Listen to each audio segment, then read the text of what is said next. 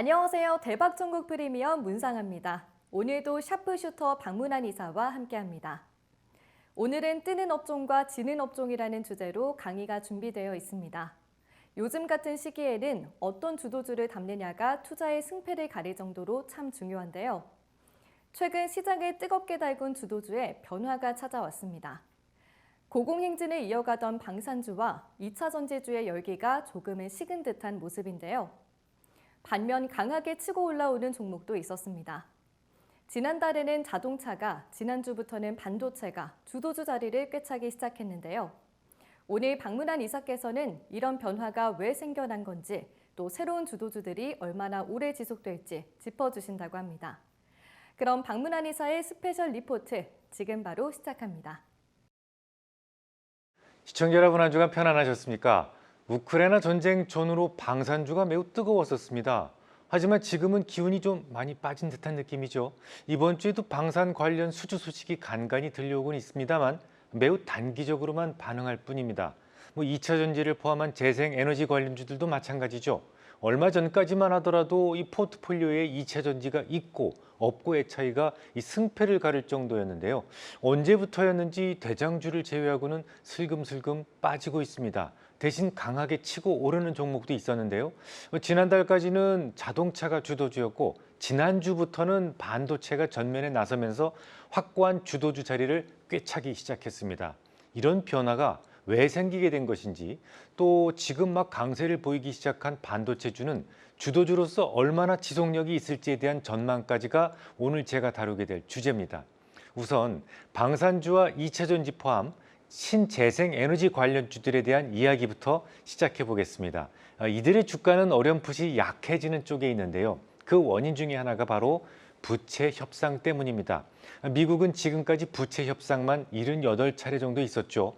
그때마다 어느 일방이 완벽하게 양보하는 경우는 거의 없었습니다. 상하원을 완전히 장악하는 경우가 아니라면 서로 한 발자씩 이렇게 물러서면서 양보를 해야만 했었는데요. 문제는 재정을 크게 감축시킬 수 있는 곳이 메디케어나 혹은 국방 예산 이외에는 별로 없다는 점이죠.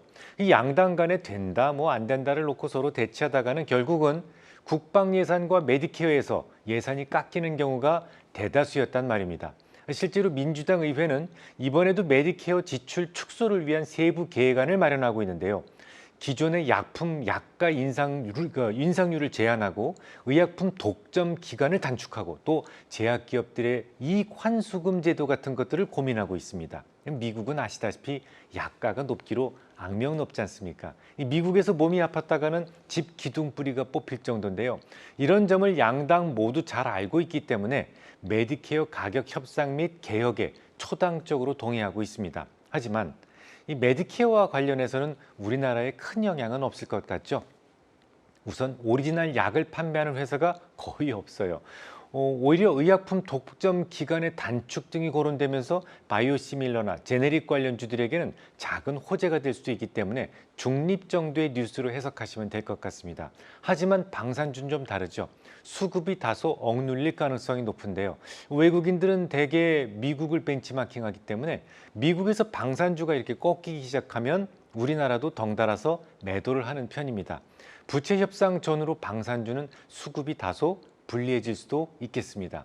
이 부채 협상과 관련해서 또 한 가지 공화당이 집중적으로 공격하는 것이 또 있습니다.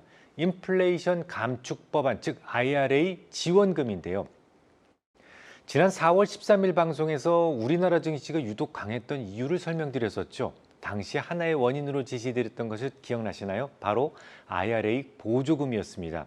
태양광 부품의 경우 태양광 웨이퍼에 대해서는 제곱미터당 12달러, 태양광 모듈에 대해서는 와트당 7센트, 폴리실리콘에 대해서는 킬로그램당 3달러의 보조금이 딱 부문별로 명확하게 책정되어 있죠.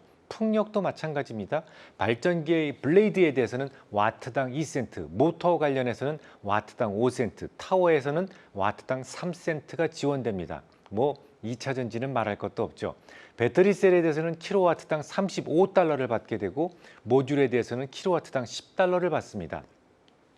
하지만 이건 빙산의 일각일 뿐이다라고 말씀을 드렸었어요. AMPC, 즉 첨단 제조 생산에 대한 세액공제 부분은 아직 세부 내용이 정해지진 않았습니다만 대략 6월경이면 발표될 것 같다는 말씀을 드렸었죠. 근데 만약에 이게 상한선이 없다면 AMPC로 받을 수 있는 혜택은 무지막지하게 커질 수 있지만 확신할 수는 없어요 라고 말씀을 드렸었어요. 그리고 LG에너지솔루션에 적용시켜서 실질적 예를 들어드렸죠. LG에너지솔루션은 지난 3월 24일 배터리 공장 건설 계획을 발표했는데요. 2025년 연말까지는 총 540기가와트를 목표로 하고 있습니다. 총 캐파가.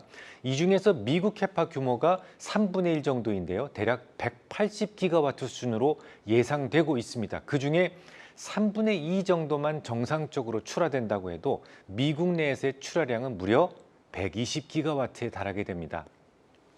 앞서 말씀드렸던 AMPC에 한계가 있을지 없을지는 6월이 되어봐야 알겠습니다만 만약 세액공제에 한계가 없다면 AMPC로 받을 수 있는 세액공제는 한 회사에서만 무려 5조 원에 달하게 될 것이다 라는 말씀까지 드렸었습니다. 기억나시죠? 그런데 말입니다. 현재 부채 협상과 관련해서 약간의 문제점이 새롭게 부각되기 시작한 거죠. 공화당 의원들이 바로 이 부분을 집중적으로 공격하기 시작을 했거든요. 지원금 자체를 문제 삼겠다는 것이 아니라 IRA 관련 지원금에 대한 지출의 상한 제한 도입이 필요하다라고 주장하고 있는 거예요. 미국 의회 예산국에 따르면 IRA 통과로 신재생에너지 세제 혜택 규모는 2023년 2.5배, 2031년에는 무려 5배까지 증가할 수 있을 것이다라고 전망하고 있습니다. 그래서 향후 10년간 사용될 지원금 규모는 5천억 달러 정도로 추정되고 있는데요. 의회 예산국 계산이 그렇다는 것이고 이와는 별도로 공화당의 맥킨지 의원이 계산한 것은 모두 1조 2천억 달러로 보고 있습니다. 골드만삭스는 좀 더해요. 그보다 더 큰 1조 6천억 달러로 전망하고 있죠. 그래서 맥킨지 의원은 IRA 제도의 상한선을 설정해야 된다라고 주장하고 있는 겁니다. 미국인들의 세금으로 다른 나라 산업의 백지 수표를 끊어줄 수는 없다라는 것이 이유죠. 아직은 타협점을 찾기 위해 노력하고 있습니다만 IRA 지원금 상한선이 만약 설정된다면 신재생에너지 관련주들의 모멘텀은 약화될 수밖에 없어요. 물론 방산주, 신재생에너지 이런 관련주들을 지금 당장 무조건 매도하세요. 이런 말씀을 드리고자 하는 것은 아니에요. 사실 미 의회에서 어느 수준을 타협점으로 결정할지 누구도 알 수 없습니다. 단지 지금 주가에는 보조금 모두 받는다는 전제가 들어있는데요. 미 정치권의 논의 여하에 따라 언제든 주가에 불리하게 작용될 수 있다라는 점을 말씀드리려는 겁니다. 당연히 받는 것으로 알고 있던 보조금을 일부라도 덜 받게 된다면 마치 아이에게 사탕 줬다가 뺏는 것처럼 아주 속상한 일이 될 수 있죠. 자, 그러면 이번에는 최근에 강세를 보이기 시작한 반도체에 대한 말씀을 좀 드려보도록 하겠습니다. 최근 주가가 오르는 것이 잘못되었다라고 평가하는 사람들이 굉장히 많습니다. 정말 압도적으로 많아요. 지난주 급등세를 보였던 미국 뉴욕 증시는 다음 강세장을 놓칠 것을 우려한 투자자들의 패닉 징후를 보여주는 것일 뿐이다 라고 월가의 투자은행인 모건 스탠리가 주장하기도 했어요. 그런 주장의 근거로 제시한 것이 S&P 500 중간 P 레이쇼가 18.3배에 이르고 있다라는 점을 꼬집었습니다. 이는 역사적 수준의 상위 15% 이내에 해당되기 때문에 지금 현재 주가가 매우 고평가되었다라는 주장이죠. 증시가 고평가되었다는 생각들이 많아지면서 공매도 포지션이 사상 최고 수준까지 쌓여 있다는 말씀을 지난 방송에서 드렸었습니다. 하지만 AI 관련주들을 제외한다면 절대로 고평가라고 볼 수는 없습니다. 현재 빅10 종목들의 전체 지수 상승률에 대한 기여도는 무려 92%나 되거든요. 그냥 이들 빼고는 다 정체 수준이거나 혹은 조금 더 하락했다라고 볼 수 있단 말이죠. 엔비디아 하나만 예로 들어보면 P 레이쇼가 70배수가 넘죠. 지난 5년간 평균치가 42배수 정도였는데요. 그보다 무려 60%가량 높습니다.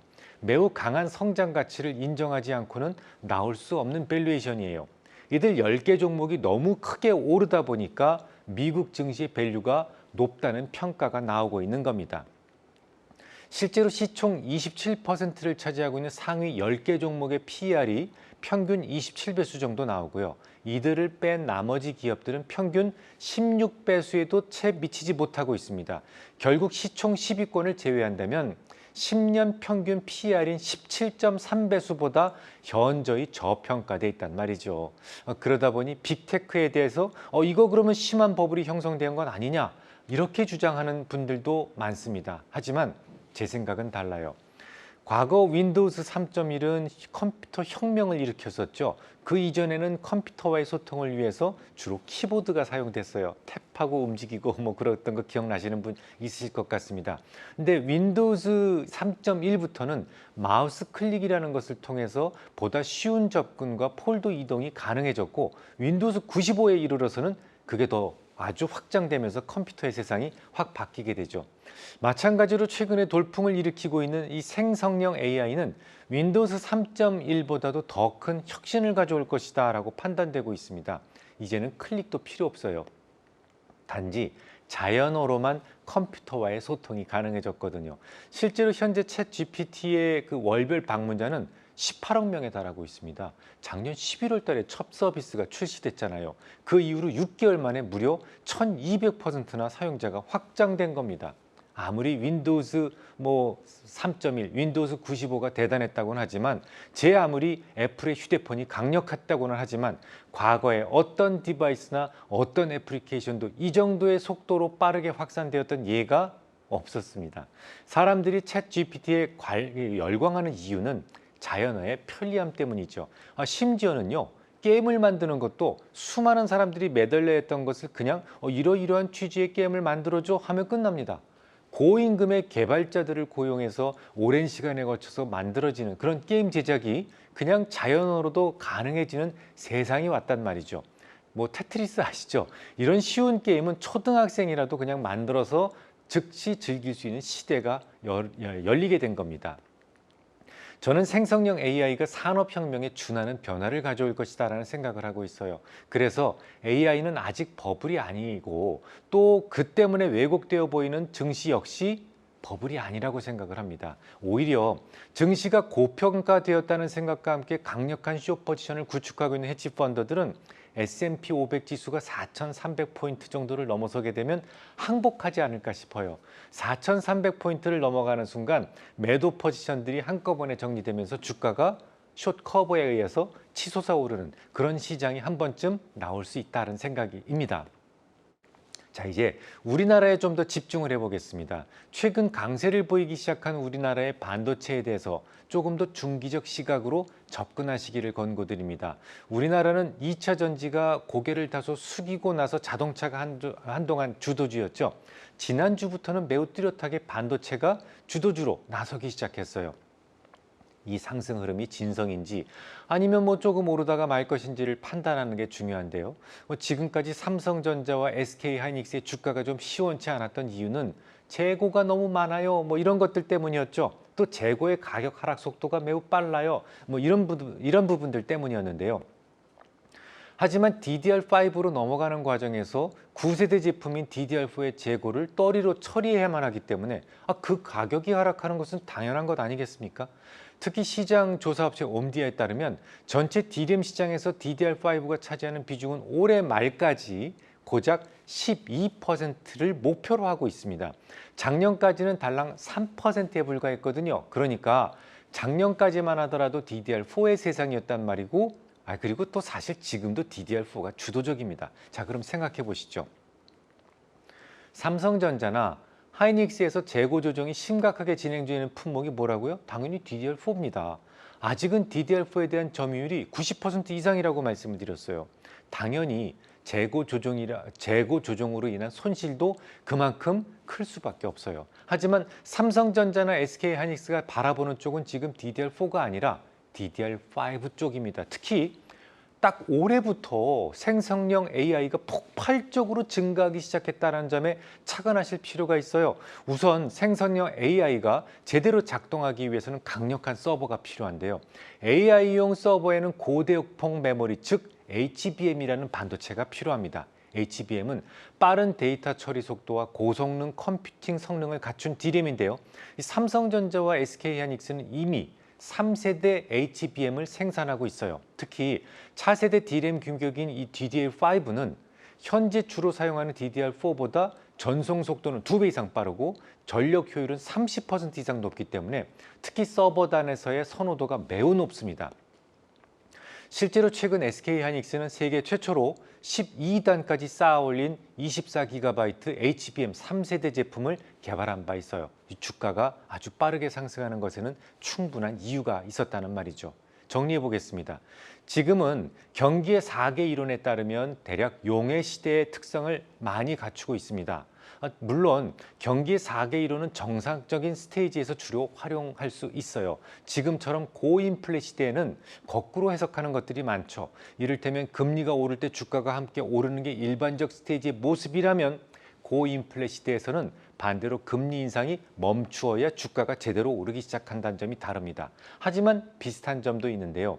시장의 에너지가 충만하지 않죠. 그래서 딱 오르는 몇 개의 종목만 주야장천 오른다는 점이 다릅니다. 이른바 용오름 현상이 그것인데요. 그건 우리나라뿐만 아니라 미국도 마찬가지입니다. 이런 시기에는 주도주가 내 포트에 없을 경우에 상실감이 오히려 더 커질 수가 있습니다. 그래서 각별한 주의가 필요한 시기죠. 현재 주도주가 무엇인지를 잘 살피시고 포트에 바로 편입시키는 것이 아주 중요한 시기라는 말입니다. 그런 점을 감안하시고 2차 전지, 방산주, 자동차, 반도체 이런 종목에 대한 전략을 세워주시기 바랍니다. 이 방산주와 2차 전지가 포함된 재생에너지 관련주들은 오랜 시간 주도주였어요. 앞으로도 그럴 가능성은 매우 높지만 일시적으로, 그러니까 미국의 부채 한도 협상 전후로 힘이 좀 빠질 수도 있는 업종입니다. 다만 이들이 무조건 나빠진다, 지금 즉시 매도해라, 이건 아닙니다. 미 의회 협상이 어느 방향으로 전개되는지 여부에 따라 수급의 유불리가 결정된다라는 점을 기억해 주십시오. 지난달까지 주도주였던 업종은 자동차였죠. 자동차용 반도체 부족으로 인해서 수년간 적체되었던 출하가 막 터져나가기 시작했기 때문에 매출과 이익이 빠르게 팽창하는 국면을 지금까지 거치고 있습니다.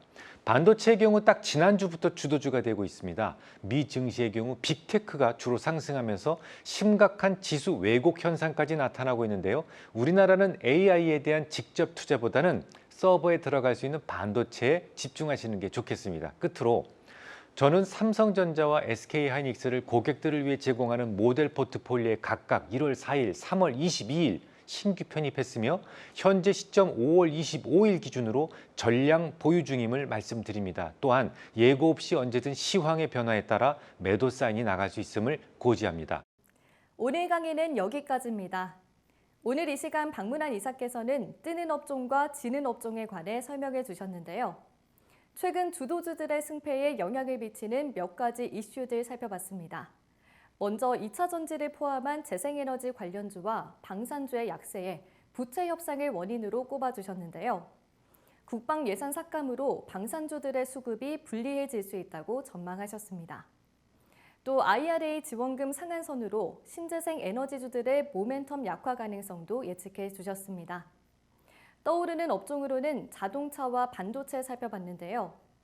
미국 증시에서는 생성형 AI 혁신으로 지수 왜곡이 일어날 만큼 빅테크가 큰 강세를 보이고 있죠. AI 서버를 구축하기 위해 고대역폭 메모리, 즉 HBM 반도체가 꼭 필요하기 때문에 우리나라 반도체주에 집중하기를 권고하셨습니다. 더 많은 정보가 궁금하신 분들은 포털 사이트에 샤프슈터 방문한 또는 방문한 주식이라고 검색하시면 확인하실 수 있습니다. 오늘 강의가 여러분의 수익률에 힘을 실어드리길 바라면서 저희는 다음 이 시간에 더 유익한 내용으로 찾아뵙겠습니다. 시청해주신 여러분 고맙습니다.